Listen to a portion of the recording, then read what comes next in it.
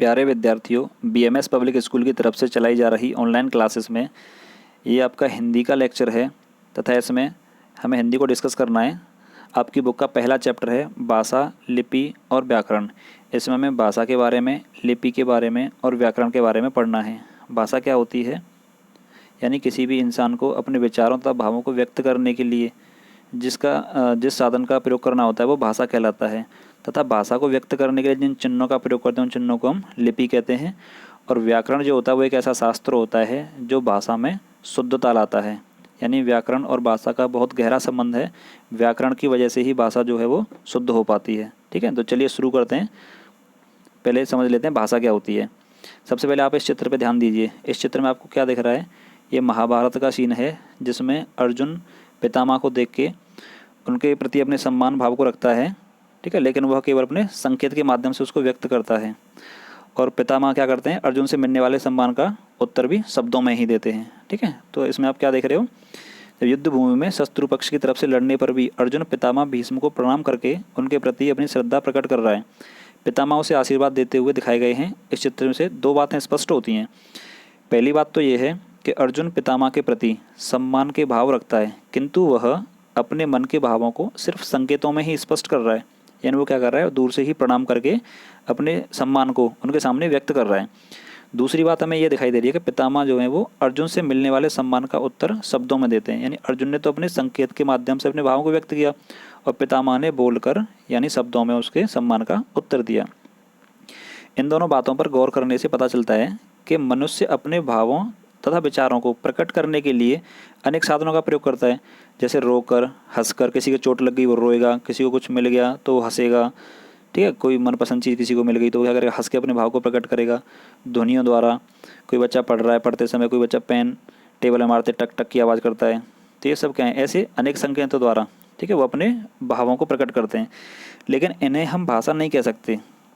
भाषा के लिए निश्चित ध्वनियों की आवश्यकता होती है जिनके माध्यम से एक व्यक्ति अपने भावों तथा विचारों को दूसरों तक पहुंचाता है। ठीक है, एक निश्चित ध्वनि चाहिए हमें। और दूसरे क्या होता है? एक व्यक्ति अपने भाव और विचारों को दूसरों तक पहुंचाता है तथा दूसरों के भावों को समझ पाता है। इस आधार पर कहा जा सकता है कि भाषा वह साधन है जिसके द्वारा मनुष्य बोलकर या लिखकर अपने विचार दूसरों पर प्रकट करता है तथा दूसरों के विचारों को सुनकर या पढ़कर वो ग्रहण करता है। ठीक है, तो भाषा क्या है? बेसिकली एक साधन है जिसके द्वारा मनुष्य अपने भावों को बोलकर या लिखकर दूसरों के सामने प्रकट करता है। ठीक है, भाषा के मुख्य रूप से दो रूप होते हैं। ठीक है, दो कौन कौन से? पहला होता है मौखिक भाषा यानी ओरल लैंग्वेज। मौखिक भाषा क्या होती है? जब हम बोलकर अपने विचारों को तथा भावों को दूसरों तक पहुँचाते हैं तो भाषा के इस रूप को मौखिक रूप कहा जाता है। यानी आपको कोई चीज़ चाहिए, आपको पानी चाहिए तो आपने बोला मेरे लिए गिलास पानी लेके आओ, तो आपने क्या किया? अपने विचारों को बोलकर व्यक्त किया, तो वो कहलाएगा इसका मौखिक रूप। बातचीत करते समय हम भाषा के मौखिक रूप का ही प्रयोग करते हैं। जब आप किसी से बात करते हो तो उसको भाषा का मौखिक रूप कहा जाता है। मौखिक भाषा हमारे मुख से कुछ ध्वनियाँ निकालती है जिन्हें सुनकर दूसरा व्यक्ति उसका आशय समझ लेता है, तो वो हमारी बात को सुनकर समझ लेता है। तो ये रूप कहलाता है भाषा का मौखिक रूप। तथा भाषा का दूसरा रूप होता है लिखित भाषा यानी रिटन लैंग्वेज। ठीक है, इसमें क्या होता है?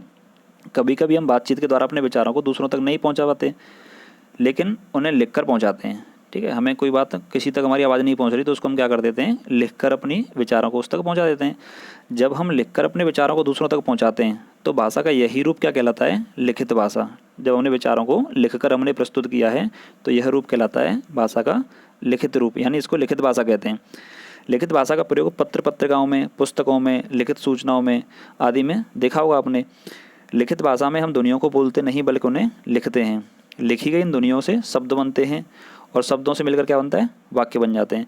इन वाक्यों को पढ़कर लिखने वाले की बात समझी जा सकती है कि उसने क्या लिखा है या वो क्या कहना चाह रहा है। ठीक है, तो भाषा बेसिकली क्या है? एक माध्यम है जिसकी वजह से हम अपने विचारों को प्रकट करते हैं। कभी कभी हम क्या करते हैं? संकेतों का प्रयोग करते हैं दूसरों को बात। जैसे आपने देखा हो कक्षा में आप बहुत ज़्यादा शोर कर रहे हो तो टीचर क्या करते हैं? अपने होठों पे उंगली रख के आपको चुप रहने के लिए बोलते हैं, तो वहाँ पे वो केवल संकेतों का प्रयोग करते हैं। जैसे आप चित्र को देखिए, यहाँ क्या लग रहा है? जैसे पुस्तकालय में बच्चे बात कर रहे हैं तथा पुस्तकालयाध्यक्ष ने बच्चों को कुछ कहा नहीं बल्कि अपने हाथ की एक उंगली अपने होठों पर रखकर बच्चों की ओर देखा। बच्चे पुस्तकालयाध्यक्ष के संकेत का आशय समझ गए और उन्होंने बोलना बंद कर दिया। यानी उसने क्या कहा था कि बोलना बंद करो, लेकिन वो मुँह से नहीं बोला, उसने सिर्फ संकेत दिया और बच्चे उसको समझ गए। तो जब हम संकेतों के द्वारा अपनी बात किसी तक पहुंचाते हैं तो भाषा का यही रूप क्या कहलाता है, सांकेतिक भाषा कहलाता है। ठीक है, ध्यान रखना चाहिए, आपको ध्यान देना है इस बात पे कि व्याकरण में भाषा के केवल दो ही रूपों को मान्यता दी गई है, एक तो मौखिक और एक लिखित। भाषा के जो और रूप होते हैं उनको मान्यता नहीं दी गई है क्योंकि वो इतने स्पष्ट नहीं होते। कभी कभी संकेतों के माध्यम को हम सही तरीके से समझ नहीं पाते हैं, कोई कुछ कहना चाह रहा है हम कुछ और समझ जाते हैं। तो इसलिए कि संकेतों के द्वारा हम अपने सभी प्रकार के विचारों को दूसरों तक नहीं पहुँचा सकते। कभी कभी क्या होता है, संकेतों का आशय भी अच्छी तरह समझ में नहीं आता, किसी ने कुछ कहा और आप कुछ समझ गए, तो इसलिए संकेत को क्या है, भाषा के रूपों में मान्यता नहीं दी गई है। भाषा के केवल दो ही रूप माने गए, लिखित और मौखिक। ठीक है, अब बात करते हैं मातृभाषा की, जो मदर लैंग्वेज होती है। मदर लैंग्वेज क्या होती है, जो बच्चा सबसे पहले सीखता है, जो उसके परिवार में, जो उसके आसपास का माहौल होता है वहाँ जो बोली जाती है उसको बोलते हैं मदर लैंग्वेज। बच्चा वही भाषा सबसे पहले सीखता है जो उसकी माँ तथा परिवार के अन्य सदस्य बोलते हैं, क्योंकि शिशु सबसे पहले जिस भाषा को सुनता है उसी को ग्रहण करना शुरू कर देता है और धीरे धीरे उसे सीख जाता है। यही भाषा मातृभाषा कहलाती है। वह भाषा जो माँ तथा परिवार के अन्य सदस्यों द्वारा घर में प्रयोग की जाती है उसे हम मातृभाषा कहते हैं, जिसको बच्चा सबसे पहले सीख जाता है। सबसे पहले बच्चे को क्या सिखाया जाता है, बोलो माँ, मम्मी, अम्मा, तो वो सब क्या होती है, उसकी मातृभाषा। भारत के विभिन्न राज्यों में अलग अलग भाषाओं का प्रयोग किया जाता है। जैसे तमिलनाडु में तमिल बोली जाती है, आंध्र प्रदेश में तेलुगु बोली जाती है, कर्नाटक में कन्नड़ बोलते हैं, उत्तर प्रदेश में हिंदी बोली जाती है। तो अलग अलग राज्यों में अलग अलग भाषाओं का प्रयोग किया जाता है। यहाँ बच्चों की मातृभाषा में भी अंतर देखने को मिलता है। जो हमारे यहाँ का बच्चा होगा वो हिंदी में बोलेगा, जो तमिलनाडु का होगा वो तमिल में बोलेगा, आंध्र प्रदेश का होगा वो तेलुगु में बोलेगा, कर्नाटक का होगा वो कन्नड़ में बोलेगा। तो मातृभाषाओं में जगह के हिसाब से अंतर आ जाता है, जो जहाँ का बच्चा हो वहीं की मातृभाषा बोलेगा। लेकिन राजभाषा क्या होती है, राजभाषा को नेशनल लैंग्वेज बोला जाता है, यानी पूरे राज्य में, पूरे राष्ट्र में जो भाषा बोली जाएगी उसको हम राजभाषा बोलते हैं। हिंदी हमारे देश की प्रमुख भाषा है जिसका प्रयोग पूरे भारत में किसी न किसी रूप में अवश्य किया जा रहा है। जो लोग हिंदी नहीं भी जानते हैं वे थोड़ी बहुत हिंदी बोलकर अपना काम चला लेते हैं। इस प्रकार हिंदी का प्रयोग संपर्क भाषा के रूप में किया जा रहा है। भारत के अधिकांश भागों में बोली और समझे जाने के कारण हिंदी को राजभाषा का स्थान प्राप्त है। यानी भारत के अधिकांश भाग में तो हिंदी बोलते हैं, जो नहीं बोलते हैं वो थोड़ी बहुत समझ लेते हैं। तो सरकारी कामकाज जो है वो हिंदी में चलाए जा सकते हैं, इसीलिए हिंदी को राजभाषा का दर्जा दे दिया गया है भारत में। आज़ादी मिलने के बाद बनाई गई संविधान सभा ने 14 सितंबर 1949 को हिंदी को राजभाषा के रूप में मान्यता प्रदान की गई थी। इसीलिए प्रतिवर्ष 14 सितंबर को पूरे देश में हिंदी दिवस मनाया जाता है। और एक बात बताऊं आपको, जो स्वतंत्रता संग्राम हुआ था उसमें कई स्वतंत्रता सेनानी ऐसे थे जिनको हिंदी बोलना नहीं आता था, थोड़ी बहुत समझते थे, लेकिन फिर भी उन्होंने हिंदी भाषा में ही स्वतंत्रता आंदोलन में पूरा सहयोग दिया था। और बाद में इसीलिए 14 सितंबर 1949 को हिंदी को राजभाषा के रूप में मान्यता दे दी गई थी। ठीक है, अब देखिए बात करते हैं बोली की। बोली क्या होती है, तो भाषा जो थी वो बहुत बड़े विस्तृत क्षेत्र में बोली जाती है, जैसे पूरे भारत में जो हिंदी भाषा बोली जाती है। लेकिन बोली जो होती है उसका जो क्षेत्र होता है वो सीमित होता है, यानी किसी एक निश्चित क्षेत्र में ही बोली जाती है। बोली भी भाषा का एक रूप है। अंतर केवल इतना है कि बोली भाषा का क्षेत्रीय रूप है, यानी किसी निश्चित क्षेत्र में बोली जाती है जिसका प्रयोग एक क्षेत्र में ही किया जाता है। जैसे गढ़वाली एक बोली है जो गढ़वाल क्षेत्र में ही बोली जाती है। भाषा और बोली में दूसरा प्रमुख अंतर यह है कि बोली का प्रयोग केवल बोलचाल के लिए किया जाता है। बोली में प्राय साहित्यिक रचना नहीं की जा सकती, इसमें कविताएं, कहानियां नहीं लिखी जा सकती, परंतु कभी कभी बोली में भी साहित्य रचना की जाने लगती है। तब वह बोली बोली न रहकर भाषा की श्रेणी में आ जाती है। जैसे सबसे बड़ा एग्जाम्पल है ब्रज भाषा का। ब्रज में बोली जाने वाली ब्रज तथा अवध में बोली जाने वाली अवधी केवल बोलियाँ थीं, परंतु जब इनमें काव्य रचना की गई तो तब ये दोनों भाषाएं बन गईं। पहले दोनों बोलियाँ थी, लेकिन अब ब्रज और अवधि दोनों क्या हैं, भाषाएं हो गई, क्योंकि इनमें कुछ रचनाएं की या काव्य लिखे जाने लगे तो इनको फिर भाषाओं का दर्जा दे दिया गया। ठीक है, उसके बाद बात करते हैं लिपि की, जिसको स्क्रिप्ट बोलते हैं इंग्लिश में।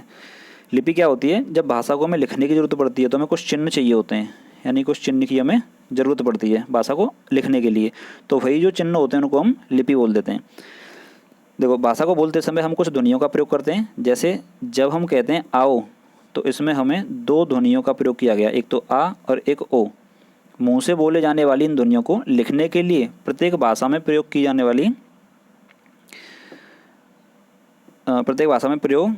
वाली प्रत्येक ध्वनि के लिए चिन्ह निश्चित किए गए हैं जिन्हें वर्ण कहा जाता है। इन वर्णों के लिखने के ढंग को ही लिपि कहा जाता है तथा हर भाषा की लिपियां अलग अलग होती हैं, अर्थात उनके लिखने के ढंग में भी अंतर होता है।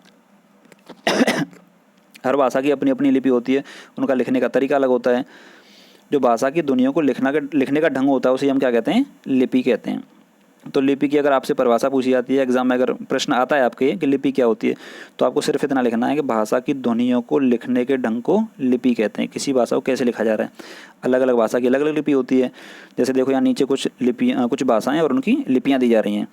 संस्कृत, हिंदी, नेपाली, इसकी लिपि होती है देवनागरी लिपि। उर्दू जो होती है वो फारसी में लिखी जाती है। अंग्रेजी जो होती है वो रोमन लिपि में लिखी जाती है। पंजाबी जो होती है वो गुरमुखी में लिखी जाती है। देखो, उर्दू की लिपि फारसी है और यह दाईं ओर से बाईं ओर लिखी जाती है। जैसे हिंदी में हमें सपोज राम लिखना है तो हम क्या करते हैं, राम, यानी हम बाईं ओर से दाईं ओर की चलते हैं। लेकिन उर्दू में अगर हमें कुछ लिखना है तो उर्दू को दाईं ओर से लिखना शुरू करते हैं। इस तरीके से हमें उर्दू इस साइड से इस साइड की ओर चलना स्टार्ट करते हैं। ठीक है, तो उर्दू की लिपि में क्या अंतर है, वह दाईं ओर से बाईं ओर की ओर लिखी जाती है, और हिंदी, अंग्रेजी, पंजाबी ये सब बाईं ओर से दाईं ओर की ओर लिखी जाती हैं। ठीक है, तो ये था आपका पहला चैप्टर जिसमें आपको लिपि, भाषा, व्याकरण के बारे में पढ़ना था। ठीक है, देखिए लास्ट टॉपिक और बच रहा है हमारा व्याकरण। तो व्याकरण क्या होता है, किसी भी विद्या को सीखने के कुछ नियम होते हैं। नियमों की सही जानकारी के बिना हम उसे ठीक प्रकार से नहीं सीख सकते तथा उसका प्रयोग भी ठीक प्रकार से नहीं कर सकते। यानी कोई भी चीज़ है, कोई विद्या आपको सीखनी है तो उसके पहले कुछ नियम होंगे। जैसे जब आपने पढ़ना शुरू किया था तो पहले अध्यापक ने आपका हाथ पकड़ के आपको अक्षर लिखाना शुरू किए थे, फिर उसके नियम बताए थे कि आ कैसे बनाना है। पहले तो गोला बनाओ, फिर यहाँ से एक डंडा बनाओ, फिर ऐसे करो, फिर ऐसे करो, फिर आगे से क्या करना है आपको, ये मिटा देना है, तो फिर ऐसे करके क्या हो जाएगा, ये आ बन जाएगा। ऐसे ही सिखाया गया था, तो कुछ नियम बताए गए थे आपको। तो ऐसे ही क्या था, कोई विद्या सीखनी तो उसके कुछ नियमों का हमें पालन करना होता है। ठीक उसी प्रकार हर भाषा के अपने अपने नियम होते हैं। उस भाषा को सीखने तथा उसके सही प्रयोग करने के लिए उन नियमों का जानना आवश्यक होता है। जो शास्त्र भाषा के नियमों की जानकारी प्रदान करता है वह व्याकरण कहलाता है। तो ये व्याकरण की आपको परिभाषा मिल गई यहाँ से। जो शास्त्र भाषा के नियमों की जानकारी प्रदान करता है वह व्याकरण कहलाता है। व्याकरण का अध्ययन किए बिना न तो भाषा को शुद्ध रूप से बोल सकते हैं और ना ही उसे लिख सकते हैं। जैसे इन वाक्यों को देखें, मैंने भी जाना है, मैंने भी जाना है, तो यहाँ पे सही क्या होना चाहिए था कि मुझे भी जाना है। ठीक है, वहाँ अनेकों लोग खड़े थे, अनेकों लोग, तो यहाँ पे अनेकों लोग ही आएगा, अनेक लोग। यह कौन का सामान है, कौन का सामान है, क्या लिखा है, यह कौन का सामान है, मैं मेरा काम कर रहा हूँ। तो ये कुछ अशुद्ध वाक्य हैं। अशुद्ध क्यों हैं वो आपको नीचे बताता हूँ। देखिए, उपरोक्त चारों वाक्यों में कोई ना कोई अशुद्धि है जिसका कारण हिंदी भाषा के व्याकरण के नियमों की जानकारी का न होना है। पहला वाक्य देखिए, पहले वाक्य में मैंने जो सर्वनाम है का प्रयोग अशुद्ध है। इसके स्थान पर क्या आना चाहिए था, मुझे। तो यहाँ मैंने न होकर क्या आ जाएगा, मुझे, मुझे जाना है। व्याकरण के नियमों के अनुसार किसी भी वाक्य में प्रयोगकर्ता और क्रिया दोनों में ने का प्रयोग एक साथ नहीं किया जा सकता। जैसे यहाँ पे मैंने भी था और जाना भी, मैंने तथा जाना, इन दोनों में ने का प्रयोग हुआ है, अतः यह अशुद्ध है। ठीक है, तो समझ में आ गया अशुद्ध क्यों था।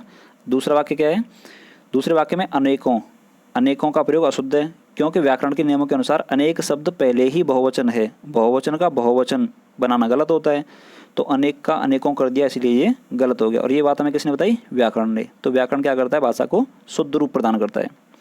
तीसरा वाक्य देखिए, तीसरे वाक्य में कौन का की जगह क्या आ जाएगा, किसका। यहाँ पे यह कौन का सामान है न होके क्या हो जाएगा, यह किसका सामान है। ठीक है, चौथा वाक्य क्या कह रहा है, चौथे वाक्य में कर्ता यानी मैं, कर्ता के साथ में मेरा का प्रयोग अशुद्ध हुआ है। मैं मेरा काम कर रहा हूँ, मेरा के स्थान पर क्या चाहिए, अपना, यानी मैं अपना काम कर रहा हूँ।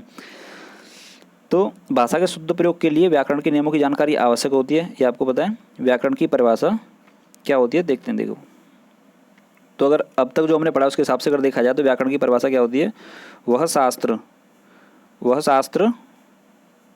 जो भाषा के शुद्ध स्वरूप तथा शुद्ध, वह शास्त्र जो भाषा के शुद्ध स्वरूप तथा शुद्ध प्रयोग का ज्ञान कराता है वह व्याकरण कहलाता है। यानी एक ऐसा शास्त्र जो भाषा के शुद्ध स्वरूप तथा शुद्ध प्रयोग का ज्ञान कराता है वह व्याकरण कहलाता है। व्याकरण के कुछ भाग होते हैं जैसे वर्ण विचार, शब्द विचार तथा वाक्य विचार। ये आपके तीनों चैप्टर हैं। ये दूसरे चैप्टर में आप वर्ण विचार के बारे में पढ़ेंगे, तीसरे चैप्टर में हम शब्द विचार के बारे में पढ़ेंगे और चौथे वाले में वाक्य विचार के बारे में। तो आज के लिए इतना सफिशिएंट है। इसके बाद आपको एक वर्कशीट भेजी जाएगी, एक एक्सरसाइज है जो आपको करनी है। कल की जो मैथ्स की क्लास हुई थी उसके बाद आपको एक वर्कशीट दी गई थी, तो वो वर्कशीट भी आपने कर ली होगी। डेली आपको लेक्चर मिलेगा, उस लेक्चर के बाद में आपको एक वर्कशीट मिलेगी, वो आपको समय रहते हुए करनी है। ठीक है, ठीक है। अंत में आपसे यही कहना चाहूँगा, आप घर पर रहें, सुरक्षित रहें, बड़ों का सम्मान करें, बड़े लोगों की बात मानें।